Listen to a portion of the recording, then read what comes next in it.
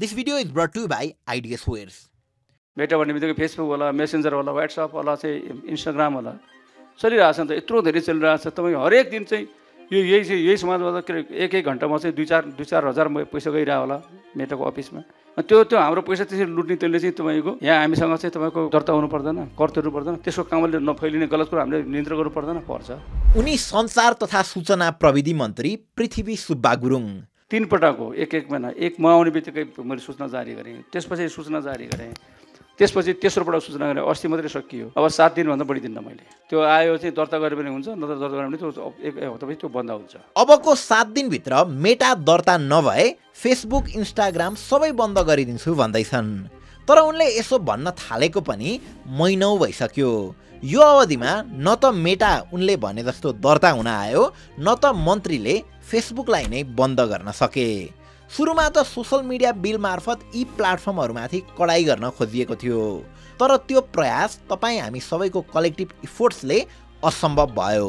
त्यस पछाडि रिसाएका मन्त्री गुरुङ जसरी पनि मेटालाई घुँडा टेकाउने दाउमा छन्। तर यो क्रममा न उनले मेटालाई आफूले भने जस्तै दर्ता नै गराउन सकेका छन्, न त बन्द नै गर्न सकिरहेका छन्। सो मेटा र सरकार बीच के चल्दैछ त र किन चल्दैछ? अनि सबैभन्दा मुख्य कुरा, यो सबै विवादमा को चाहिँ सही हो त, नेपाल सरकार कि मेटा? आउनुहोस् सबै बुझ्ने कोसिस गरौँ आजको इनडेप्थ स्टोरीमा। अब क्लास 12 को एक्जाम सकिएसँगै विद्यार्थीहरूमा नेपालमै बस्ने कि बाहिर जाने भन्ने खाले दुविधा आएको हुन सक्छ। नेपाली स्टुडेन्ट्सहरू बाहिर जाने विशेषतः दुईटा कारण हुन्छन्। Number 1 to get international degree र number 2 to be financially independent while you study. तर यही दुईटा मेजर अब्जेक्टिभ र गोल तपाईले नेपालमै बसेर पनि पुरा गर्न सक्नुहुन्छ र यसैमा काम गरिरहेको छ एसीसीएले। एसीसीए यानि कि एसोसिएसन अफ चार्टर्ड सर्टिफाइड अकाउन्टेन्ट्स 180 भन्दा बढी देशमा रिकग्नाइज भएको ग्लोबल क्वालिफिकेसन हो। एसीसीएले दाबी गरे अनुसार यसको कोर्स नै यसरी डिजाइन गरिएको छ कि तपाईले पढ्दै सेम फिल्डमै पेड इन्टर्नसिप गर्न सक्नुहुन्छ। यसका निम्ति सीसीए यानि कि सर्टिफाइड कलेज अफ अकाउन्टेन्सीमा भर्ना खुलिसकेको छ। सीसीए नेपालको लार्जेस्ट एप्रुभड लर्निङ पार्टनर हो। 19 वर्षको लेगेसी भएको सीसीएले यो अवधिमा वर्ल्ड र्याङ्कर्स, नेपाल र्याङ्कर्स र इभन दुईटा पेपरमा त अ पर्फेक्ट मार्क अफ 100 पनि प्राप्त गर्दै consistently highest pass percentage achieve गरिरहेको छ। यसको बारेमा थप बुझ्न certified college of accountancy CCA Thapagaun Kathmandu visit गर्न सक्नुहुन्छ र तल दिएको गुगल फर्ममा आफ्नो नाम दर्ता गराउनु भयो भने केही नयाँ अपर्च्युनिटिजहरू आएसँगै तपाईले खबर पाउनुहुनेछ। Okay, let's start the video. आफू सञ्चार तथा सूचना प्रविधि मन्त्री भएपछि सुरुबाट नै सामाजिक सञ्जालप्रति कठोर बन्दै गएका पृथ्वी सुब्बा गुरुङले सामाजिक सञ्जाललाई नियमन गर्न सोसल मिडिया बिल 2081 साल माघ 15 गते राष्ट्रसभा यानि कि अप्पर हाउसमा दर्ता गराएका थिए। त्यस पछाडि यसको बारेमा राष्ट्रसभामा छलफलहरू हुनुपर्ने थियो, यसको पक्ष र विपक्षमा डिस्कसनहरू हुनुपर्ने थियो। तर मन्त्रीको यो कदम र विधेयकका दफाहरूमाथि चौतर्फी विवाद भएका कारण अहिले अप्पर हाउसमा यसको बारेमा सामान्य डिस्कसन पनि हुन सकेको छैन। न यसलाई सेड्युलमै राख्न सकिएको छ, न त यी बुढा बाआमाहरूले नै यसबारेमा आफ्नो धारणा नै राख्न सकेका छन्। यसरी आफ्नो त्यो प्रयास विफल भएपछि अहिले मन्त्री गुरुङले अर्को जुक्ति निकालेर सोसल मिडिया प्लाटफर्ममाथि प्रहार गरिरहेका छन्। उनले आफ्नो स्पिचमा हरेक पटक जस्तो मेटा दर्ता भएकै छैन, त्यो दर्ता हुनु पर्यो, कर तिर्नु पर्यो भनिरहेका छन्। नेपालमा सबभन्दा धेरै प्रयोग हुने फेसबुक, तपाईँले चाहिँ हरेक चाहिँ पलमा तपाईँ पैसा गएको छैन त्यहाँ, त्यो हाम्रो पैसा त्यसरी लुट्ने त्यसले चाहिँ तपाईँको यहाँ हामीसँग चाहिँ तपाईँको दर्ता हुनु पर्दैन, कर तिर्नु पर्दैन। मन्त्रीले दर्ता हुनु पर्दैन, कर तिर्नु पर्दैन भनिरहँदा हामीले यहाँ बुझ्नुपर्ने कुरा चाहिँ के छ भने मेटा या गुगल नेपालमा अलरेडी दर्ता भइसकेका छन् र कर पनि तिरिरहेका छन्। फिस्कल इयर 2079-80 मै गुगल एसिया पेसिफिकको नाममा गुगल र युट्युब, लिङ्कडिन सिङ्गापुरको नाममा लिङ्कडिन, मेटा प्लाटफर्म आयरल्यान्ड लिमिटेडको नाममा मेटाको फेसबुक, इन्स्टाग्राम, वाट्सएप र मेसेन्जर अनि टिकटक प्राइभेट लिमिटेडको नाममा टिकटक लगायत 18 वटा भन्दा बढी सोसल मिडिया प्लाटफर्महरू दर्ता भइसकेका छन् र कर पनि मज्जाले तिरिरहेका छन्। यो विषयमा सायद मन्त्रीको अज्ञानता पनि हुन सक्छ या उनले जानी पनि दर्ता हो भनेका हुन पनि सक्छन्, किनकि यहाँ उनले प्रयोग गर्नुपर्ने शब्द भनेको चाहिँ दर्ता नभएर सूचीकरण हो। भाव एउटै दिने यी दुई शब्दमा अलिकति फरक छ। यो कुरालाई अलि मजाले बुझौँ है त। सामाजिक सञ्जालको प्रयोगलाई व्यवस्थित गर्न र सामाजिक सञ्जालका प्लाटफर्म सञ्चालक एवं प्रयोगकर्ताको स्वाधीनतालाई प्रबन्धन गर्ने भन्दै सरकारले विद्युतीय कारोबार ऐन 2063 को दफा 79 बमोजिम सामाजिक सञ्जालको प्रयोगलाई व्यवस्थित गर्ने निर्देशिका 2080 जारी गरेको थियो। यो सामाजिक सञ्जाल सञ्चालन सम्बन्धी निर्देशिका 2080 भन्ने यो सञ्चार मन्त्रालयबाट आएको थियो। अब तपाईले हाम्रो अघिल्लो भिडियोहरूबाट संविधान या कन्स्टिट्युसन अनि विधेयक या बिलको बारेमा त बुझिसक्नु भएकै होला। अब यो निर्देशिका भन्ने चिज चाहिँ के हो त, यसलाई पनि बुझिहालौँ है त।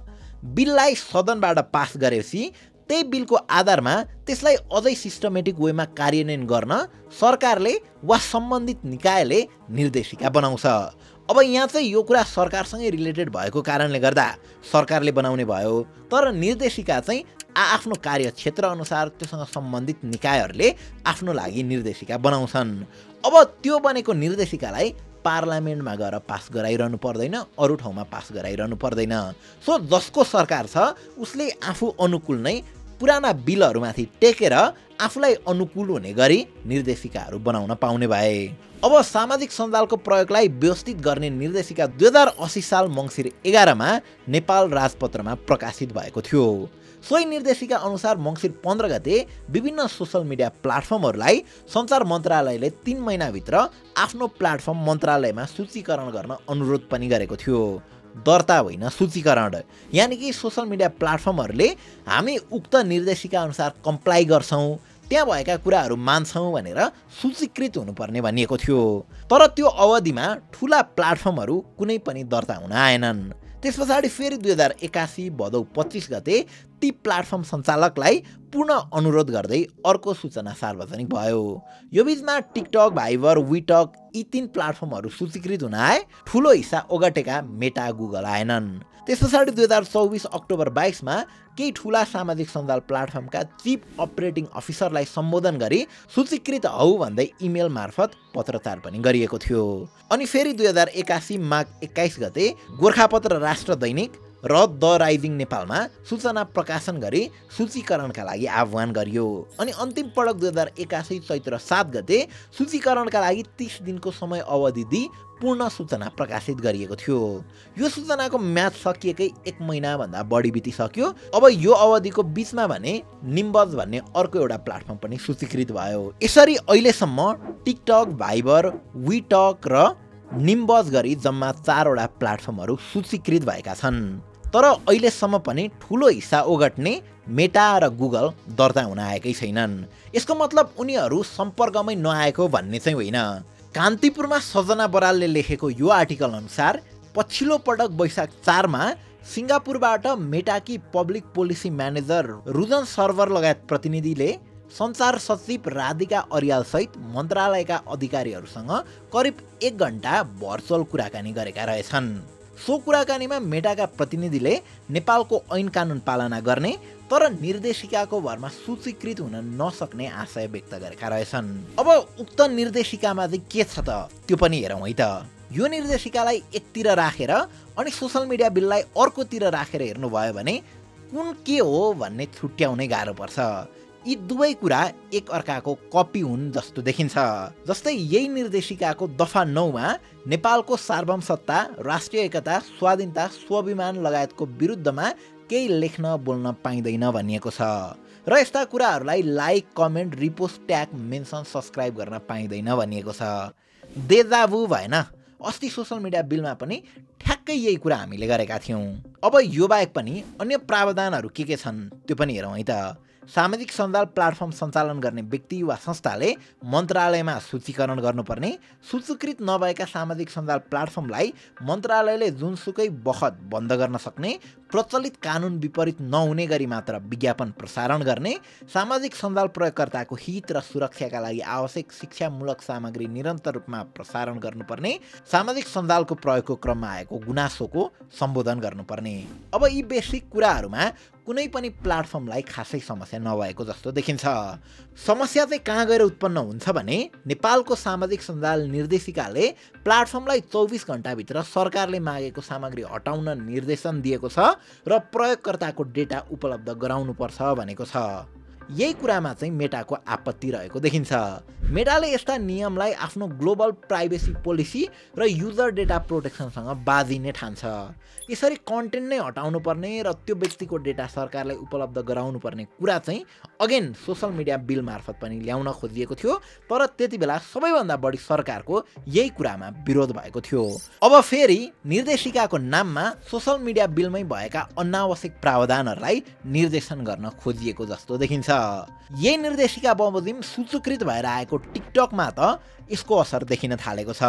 तपाईँ आफैले पनि याद गर्नुभएको होला, आजकल इन्फर्मेसन रिलेटेड कन्टेन्टहरू टिकटकमा देखिँदैन, पोलिटिकल कुराहरू गर्ने कन्टेन्टहरू झनै देखिँदैन, हाम्रो भिडियोजहरू पनि खासै देख्नुभएकै छैन होला। यस्ता कन्टेन्टहरू क्रिएटरहरूले जति पुस गरे पनि एल्गोरिदमले यसलाई पुस गर्दैन। किन थाहा छ? किनकि यो निर्देशनमा एउटा प्रावधान छ। यही निर्देशिकाको दफा 8मा हेर्नुभयो भने प्रचलित कानुन विपरीतको गतिविधि प्रबन्धन गर्ने खालका सूचना, विज्ञापन र सामग्रीको प्रकाशन वा प्रसारण रोक्ने गरी सामाजिक सञ्जालका प्रयोगकर्ताको संलग्नताको एल्गोरिदम विकास गर्नुपर्ने र प्रयोग गर्नुपर्ने कुरा लेखिएको छ। यानि कि सरकारले नरुचाउने कन्टेन्टहरू रोक्ने गरी त्यस्ता कन्टेन्टमा कम भ्युज जाने गरी एल्गोरिदमलाई डिजाइन गर्नु पर्यो। त्यही भएर पछिल्लो समय टिकटकमा इन्फर्मेसन र पोलिटिकल कन्टेन्टहरू आउँदैन। इनफ्याक्ट टिकटक खुलेदेखि यता 9 महिनामै नेपालमा टिकटकले 31 लाख भिडियोजहरू हटाइसकेको छ, जसमध्ये 100 आसपास त हाम्रै च्यानलको छ। सो यस्तै खालको कन्ट्रोल सरकारले फेसबुक र युट्युबमाथि पनि गर्न खोजेको छ। मेटाका प्रतिनिधिहरूले त खुलेरै सोसल मिडिया बिलको विरोध गरिरहेका छन्। यो कुरा पृथ्वी सुब्बा गुरुङकै स्पिचबाट पनि थाहा हुन्छ। हाम्रो सचिव सहितको टिम चाहिँ उनीहरूसँग अनलाइनमा वार्तामा बसे, भर्चुअल वार्तामा यति धेरै हेपेर बोल्नुभयो चाहिँ बोल्यो नै भन्यो। तेरो देशको चाहिँ के अरे कुनै चाहिँ लोकतन्त्र छैन, के छैन, सबै चाहिँ बन्द गरेर लगाएको छ। तेरो चाहिँ सामाजिक सञ्जाल विधेयक पनि यस्तो ल्याएको छ के भनेर भन्यो अरे। हाम्रो देशमा संविधान कस्तो बनाऊँ, हाम्रो कानुन हामीले कस्तो बनाऊँ, त्यो मेटाको सरकारको विषय हो। त्योबाट गार्डियन हुन्छौँ हामी, त्योबाट कन्ट्रोल हुन्छौँ हामी। डेफिनेटली मेटाले हाम्रो देशको संविधान कस्तो बनाउने भन्ने कुरामा केही भन्न मिल्दैन, तर नेपालको सोसल मिडिया बिलले मेटाकै यहाँका युजरहरूलाई असर पुर्याउँछ भने त्यति बेला मेटा बोल्न पाउँछ र उसले पनि त्यही गरेको जस्तो देखिन्छ। जे होस्, अब मेटा दर्ता भएन भने ब्यान्ड गरिदिन्छु भनेर पृथ्वी सुब्बा गुरुङले पटक पटक भन्दै आएका छन्। त्यो आयो चाहिँ दर्ता गरे पनि हुन्छ, नत्र दर्ता गरे पनि त्यो एक हप्तापछि त्यो बन्द हुन्छ। अब मन्त्रीले भने जस्तै सामाजिक सञ्जाललाई ब्यान्ड गर्ने हो भने के हुन्छ त्यो बुझौँ है त। सुरुमा त टेक पानामा प्रकाशित यो समाचारको हेडलाइन पढ्नुहोस्। टिकटक प्रतिबन्धले नेपाललाई झन्डै 2 अर्ब घाटा, टेलिकम र इन्टरनेट कम्पनीको 5 अर्ब नोक्सान। प्रचण्डको सरकारले टिकटक ब्यान्ड गर्दा केही समयसम्म उनको सरकार टिकाउन यसले मद्दत पनि गर्यो होला, तर समग्रमा यो कदमले नेपाललाई झन्डै 7 अर्ब नोक्सान गरेको थियो। टिकटक ब्यान्ड भएपछि धेरैले VPN को प्रयोग गरेर टिकटक चलाए। यसले के गरिदियो भने लोकल ब्यान्डविथ CDN-मा रहेको ठुलो ट्राफिक अन्तर्राष्ट्रिय ब्यान्डविथमा सिफ्ट गराइदियो, जसले गर्दा नर्मल्ली 1660 GPS आसपास खपत भइरहेको अन्तर्राष्ट्रिय ब्यान्डविथ बढेर 2250 आसपास पुगेको थियो। जसले गर्दा सरदरको आधारमा हेर्ने हो भने प्रतिबन्ध पश्चात टिकटकका कारण वृद्धि भएको ब्यान्डविथको 9 महिनामा 1 अर्ब 78 करोड रुपियाँ भन्दा बढी हुन गएको छ। यानि कि त्यति रकम देशबाट बाहिर गएको छ। त्यस्तै नेपाल टेलिकम र एनसिएलमा पनि त्यो 9 महिनामा डेटा खरिदको दर घटेकाले टेलिकमले 5 अर्ब बराबरको अपर्चुनिटी कस्ट बेहोर्नु परेको थियो। अब मेटा ब्यान्ड गर्ने हो भने यसको असर झन् ठुलो हुनेवाला छ र मासिक 34 करोड रुपियाँसम्मै ब्यान्डविथबाट घाटा लाग्ने देखिएको छ। त्यो बाहेक पनि अर्को एउटा इन्ट्रेस्टिङ डेटा छ। नेपाल राष्ट्र ब्याङ्कका अनुसार गत साउनदेखि फागुन महिनासम्ममा युट्युब, फेसबुक, टिकटक सहित डिजिटल भूमि लगायत अडियो भिडियो र सम्बन्धित सेवाहरूबाट 2 अर्ब 53 करोड रुपियाँ आम्दानी भएको छ। यानि कि कन्टेन्ट क्रिएटरहरूले नेपालमा 9 महिनामा 2 अर्ब 53 करोड भित्राएका छन्, जुन भनेको मासिक 28 करोड आसपास हुन जान्छ। फेसबुक बुस्टिङ र एडको नाममा अलिकति पैसा त बाहिर गइरहेको छ, सो त्यसको डेटा पनि छ। 9 महिनाको अवधिमा नेपालबाट 75 करोड रुपियाँ बाहिरिएको छ। यसरी हेर्ने हो भने यो 9 महिनामा नेपाल सरकारले 1 अर्ब 78 करोड रुपियाँ बराबर कमाएको छ र राष्ट्र ब्याङ्ककै कर्मचारीहरू अनुसार नेपाल भित्रिएको यो रकम सामाजिक सञ्जालबाट कमाइने रकमको मात्र 10% हो, किनकि नेपालमा युट्युब मात्र मोनेटाइज छ, युट्युबको पैसा मात्र नेपालमा आउँछ। टिकटक र फेसबुक जस्ता प्लेटफर्महरू नेपालबाट मोनेटाइज गर्न मिल्दैन, सो क्रिएटरहरूले यसलाई बाहिरैबाट मोनेटाइज गर्छन् र त्यो पैसा पनि बाहिरकै खातामा आउँछ। सो बुझ्नुभयो नि, मेटा ब्यान्ड गरेर अन्य केही कुरा ब्यान्ड गरेर केही हुनेवाला छैन। बरु फेसबुक मोनेटाइजेसनका निम्ति चाहिँ सरकारले पहल गर्नुपर्ने हो, टिकटक मोनेटाइजेसनका निम्ति पहल गर्नुपर्ने हो। त्यसले बाहिर गइरहेको हाम्रै पैसा यहीँ भित्रै आउँछ, जसले सरकारलाई पनि फाइदा गर्छ, देशलाई पनि समग्रमा फाइदा नै पुर्याउँछ। सो फेरि उल्टो बाटो नहिँडौँ, टिकटक ब्यान्डबाट केही त सिकौँ। नो डाउट सामाजिक सञ्जाल प्लेटफर्महरूले नेपालमा अफिस खोल्नै पर्छ अथवा कम्तीमा पनि गुनासोको लागि सम्पर्क व्यक्ति तोक्नै पर्छ, तर यसका निम्ति डिप्लोमेसी चाहिन्छ। वाट दे वान्ट अनि वाट वी वान्टमा टेबल टक गर्न आवश्यक छ। रजिस्टर गरिनस् भने तँलाई ब्यान्ड गरिदिन्छु भनेर समस्याको समाधान हुँदैन। यसले अन्त्यमा नेपाललाई नै घाटा गराउने हो। चेतना भया। हस्त। Thank you for watching.